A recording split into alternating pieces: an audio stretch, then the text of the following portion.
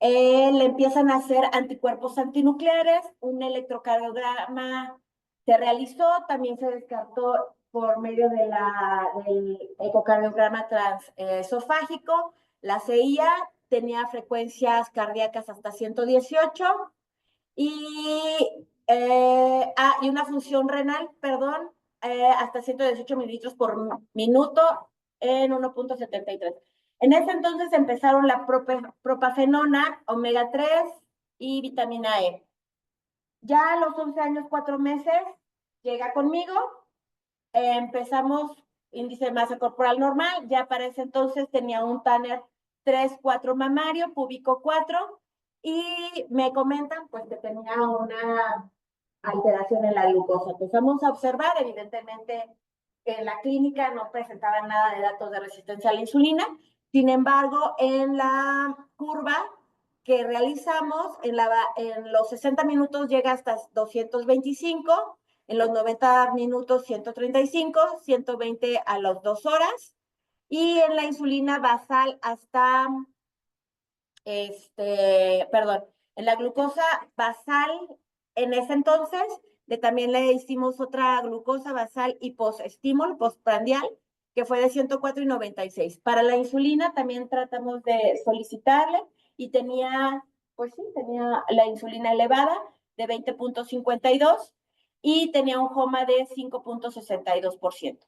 Se realizan anticuerpos, los anticuerpos antiinsulina y tislote salen negativos y los anti-GAT salen positivos. En este tenor, la verdad es que teniendo un HOMA elevado para esta niña, decidí agregar metformina y se solicitaron el péptido C y también el perfil tiroideo para ver si había alguna alteración agregada a este tipo de patología. Para los 3 meses siguientes, subió ligeramente de peso, la frecuencia cardíaca se mantiene bien. Durante este transcurso realizan varios Holters, sigue teniendo taquicardias aisladas y regresa con otros anticuerpos que todos salen negativos. El perfil tiroideo sale normal, la hemoglobina glucosilada de 5.36, la glucosa basal de 98, la postprandial en 100, la insulina basal mejoró muchísimo de tener 20.52, baja a 13, y con un HOMA de tener 5, pues baja a 3, con un péptido de 2.22, que es bastante normal, muy bueno. Y pues mantuve el metformin, se le colocó en ese entonces ya el freestyle, se le mantuvo alimentación, ejercicio, se vuelve a observar en los electrocardiogramas algunas arritmias sinusales y lo que se comenta es que llega a tener una frecuencia cardíaca basal de hasta 66, que también es muy buena, pero que en ocasiones pues, se llega a subir mucho, ¿no? Y observan una hipertrofia intraventricular, nada aparatosa, y una microalbuminuria por parte de nefrología negativa. Sigue con propafenona y ya la última vez que lo vi, que fue en diciembre, sigue con un peso muy decente, un índice de masa corporal de 22 y un Tanner ya completo de 4, tanto mamario como púbico. En la glucosa, en los laboratorios, vemos una glucosa ya basal de 105 y de ahí en fuera, la verdad es que el ego sin glucosuria, sin hematuria, sin proteinuria, una hemoglobina que de tener 5.6, pues tiene 5.5, realmente no hay una gran diferencia, y una microalbuminuria que está bien, ¿no? Todavía hasta este momento está sin menarca y sigue con metformin.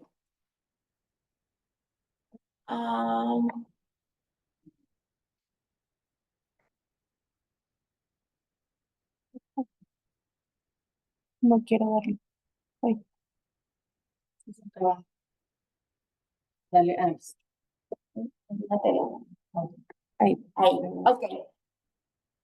Preguntándome yo, y como le comentaba a Perla, es que cuando tiene una sola persona varias entidades que normalmente no hay, ¿cómo se confunde? No es que el paciente esté estrellado, sino que algo de inicio está desencadenando. Entonces ahí nos empezamos a meter si había alguna correlación en cuanto a la diabetes y la hematuria paroxística benigna que tuvo durante la infancia, que actualmente la verdad es que ya no la tiene. O sea, ya tiene años sin hemoglobinuria, sin hematuria, sin absolutamente nada. Sin embargo, en algunos abstracts que encontré, sí había ciertos pacientes que en el hecho de tener biopsias de riñón, perdón, y tener diabetes mellitus tipo 1, empezaban a tener alteraciones a nivel de los riñones. Sin embargo, esto no pareciese dar como alguna alteración directamente. Ahí me llamó la atención los anticuerpos que se solicitaron anteriormente, que eran los Sana, a ver qué pasaba, la vitamina D, no tenía alguna relación realmente. Dije, bueno, igual es algo inmunológico. Y luego nos pasamos a la siguiente. Entonces, realmente la hematuria en los niños pues es algo raro, no es algo que se vea frecuentemente, pero hasta hoy no se han encontrado anticuerpos que se relacionen con la hematuria, con la diabetes mellitus tipo 1, hasta ahorita. Después, quién sabe. Se han reportado hemólisis intravascular mediados por complemento, ¿sí? Pero teniendo una expansión clonal en las células hematopoyéticas mutantes, pero en realidad eso es por una hemólisis, no es por alguna alteración a nivel de anticuerpos relacionados con diabetes tipo 1. Entonces, realmente no iba por ahí el rollo y seguimos investigando. La taquicardia sinusal. Esta no se presentó al inicio, no se había reportado al momento en el que la paciente estaba en el Instituto Nacional de Pediatría, pero bueno, sabemos que la taquicardia sinusal pues se puede dar por muchísimas situaciones, ¿no? Puede ser por ejercicio, puede ser por emociones, puede ser por fiebre, puede ser por muchísimas cosas. Y entre de esas cosas que se pueden llegar a presentar, la que sigue, por favor, son son algunas que tienen que ver con alteraciones a nivel de enfermedades neuropáticas, ¿sí? Y sí tienen que ver con alteraciones inmunológicas.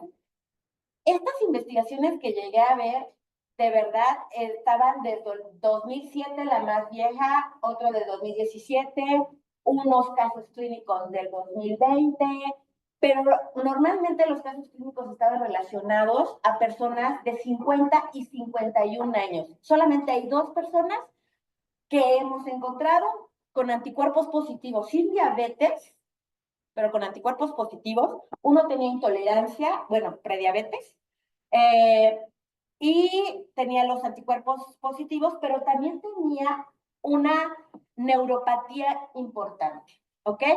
Sabemos que el ácido glutámico descarboxilasa tiene 2 isoformas, la 75 y la 67, que al fin de cuentas cuando se descomponen o cuando progresan en el sistema metabólico, pues van a generar CO2 y también la UDA, ¿no? Teniendo esto como control, pues sabemos que en algún momento estos anticuerpos o este ácido glutámico descarboxilasa se encuentran en el sistema nervioso y en el páncreas. Sin embargo, los anticuerpos anti-GAD se han asociado a otras enfermedades aparte de estas cosas. ¿Como cuáles? Como síndrome de persona rígida, autismo, trastorno bipolar, Parkinson, trastornos cerebelosos y dolor neuropático. En esta situación, vamos a ver si la hematuria paroxística benigna o la taquicardia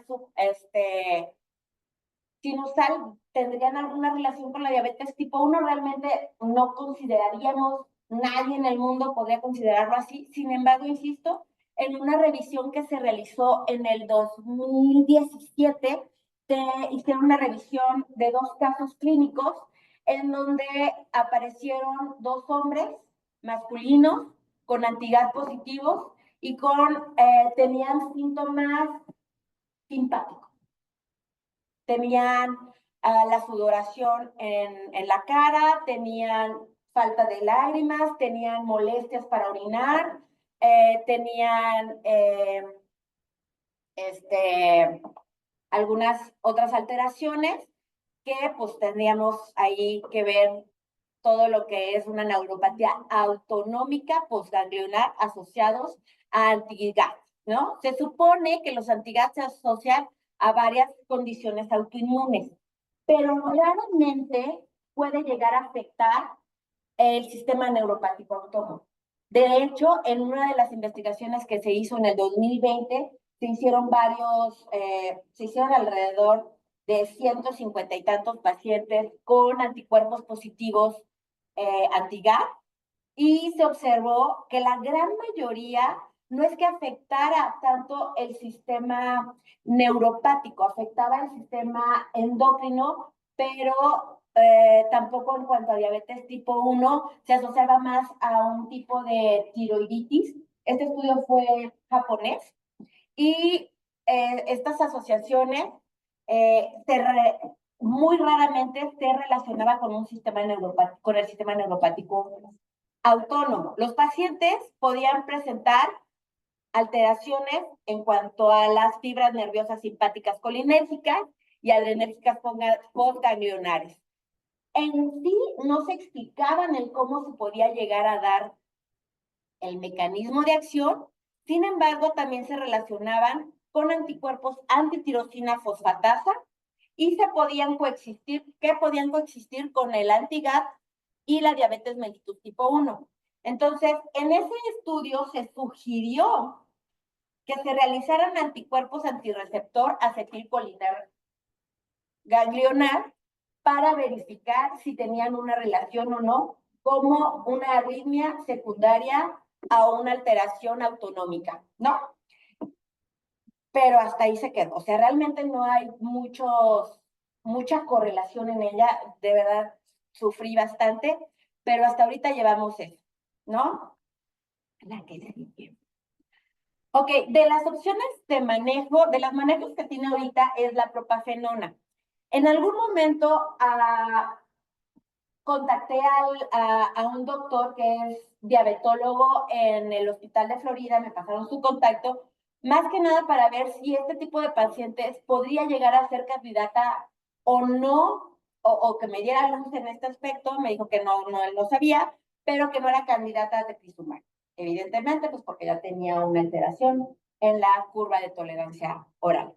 Aunque he de decir que en cuanto al monitoreo con freestyle, que lo mantiene todo el tiempo, realmente sus tiempos en rango están arriba del 90 y tantos por ciento. Siempre lo tiene bien, ¿no? Y la verdad es que altas no ha tenido, a menos cuando ya hacemos algunos ajustes, cuando come ciertos alimentos, llega a tener sí elevaciones pero que tampoco son dramáticas. ¿Ok? Entonces, una de las cosas que se podría llegar a ocurrir como parte del manejo para tratar de retrasar la progresión de la diabetes tipo 1, se ha visto el verapamilo.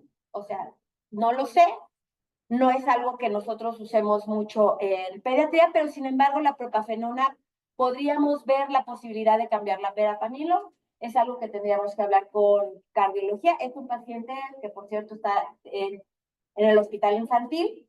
Eso, de cierta manera, nos limita los tiempos de visita y los costos de los laboratorios, ¿no?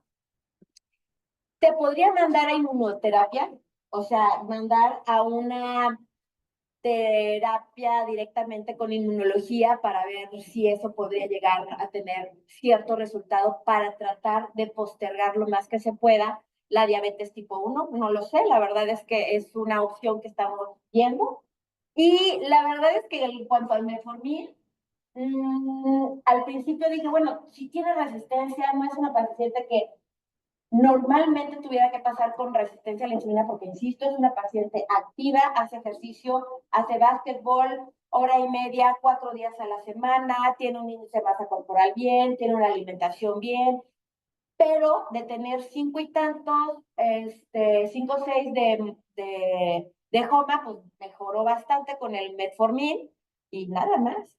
Entonces, ahorita realmente no sé qué otra cosa poderle ofrecer, pero pues en eso está. No sé si quieran hacer algún comentario al respecto, si ustedes han visto algún tipo de neuropatía autonómica relacionado a este tipo de anticuerpos.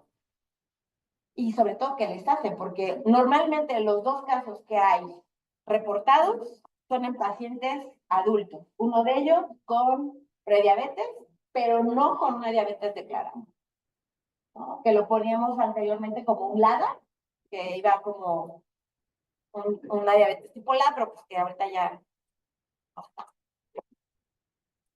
O sea, ya para tener 55 años, tener los antigas positivos y luego, no sé, no se desarrolla la enfermedad, tampoco está tan claro, ¿no? O sea, realmente no a todos les da, o no sé si tenga alguna selectividad a tener alguna alteración a nivel específicamente neurológica. Insisto, son muy pocos pacientes los que lo presentan y pues hasta ahorita esto es lo que tenemos con ella. Mi, mi próxima consulta, que será pronto, creo, es, no sé si realizarle los anticuerpos que serían ahí, que sugerían ahí, para ver si tienen relación. La doctora de cardio, la verdad es que en sus notas no ofrece mucha información. No sabemos el origen de esa arritmia, no sabemos el tipo de arritmia que tiene, nada más dejó propafenona, le funcionó, la mantuvo. Y es lo que pensamos ver, la posibilidad de cambiarla a verapamil. No sé si alguno de ustedes tenga alguna observación. Mira, yo, o sea, desconozco completamente ahorita la idea, de los artículos, tal vez por la asociación que nos comentas, que es el tema neurológico y los antigadis y esta parte, es autónomo. Ajá, autónoma. Tal vez criticarlo con un neurólogo, el caso, porque en efecto, o sea, los reportes de casos son ya en adultos con ataxia cerebelosa, epilepsias y neuropatías autonómicas, pero en adultos. Ajá. Entonces, sí, ninguno de ellos con el positivo presenta la arritmia. Pero las arritmias se asocian a ese tipo de neuropatías autonómicas, que es de las alteraciones que da una neuropatía autonómica, un pequeño círculo es o sea, es de este tipo, es arritmia, ¿no? Y de los muchos estudios asociados al antigas positivo, muy pocos da una alteración como una neuropatía autonómica y no necesariamente tendría que ser una arritmia, ¿no? Exacto. Entonces, tal vez platicarlo con algún neurólogo, pues obviamente no sabe, considero completamente yo también, esto que me estás diciendo. Sí, pero tal vez platicarlo con el neuro y ver la posibilidad, incluso de algo tan básico como un esteroide o algo así, ¿no? Una prednisona, no sé, para inmuno. Bueno, obviamente, exacto, o sea, el hecho de que nos vamos a juntar con la inmunóloga, con Bere, y ver la posibilidad de qué opciones podría haber ella, que yo no alcance a ver, ¿no? Aunque ahí me gustaría tal vez hacerle los anticuerpos que se quieren ahí y checar, porque yo no sé si los hacen. Por cierto, sí, porque yo en particular no conozco ese tipo de anticuerpos, tendré que platicarlo con una conocer. No, pero digo, y en el sentido estricto de la palabra, pues podríamos pensar, si te vas a ir por ese rumbo, en realidad, no le cueste más nada. Tiene existencia, la verdad es que estaban muy bien mantenidos. Teniendo en cuenta que si no sé si nos vamos hasta los orígenes del TEVI, de este tipo de estudios en donde inclusive los transportadores 8 son los últimos que negativizan habitualmente, claro. Y esos ya están negativos, pues tal vez estos gases implícitos no necesariamente están enfocados a parámetros, ¿no? Tengo duda yo también. Es que o sea, estudiando el caso, dije, es que esta niña no es normal. O sea, no es un antigas normal, porque tengo niños de antigas positivos más chiquitos, pero tampoco son de normal. Pero tienen una historia diferente. O sea, no es como que le llegó primero una cosa y luego le llegó otra y luego ahora tiene esto. Y obviamente no se distribuye, pero en este tipo de niños generalmente también se trae como generalmente. Entonces, Te digo, se los pedí. También los anticuerpos tiroideos están negativos, que se relacionan mucho. Ese es otro con las autoinmunes. También si nos vamos, por ejemplo, unos anticuerpos positivos, que sabemos que el 14%, hasta el 14% de la población los puede tener, si no sabías de enfermedad, no, pues tal vez estás en este escenario.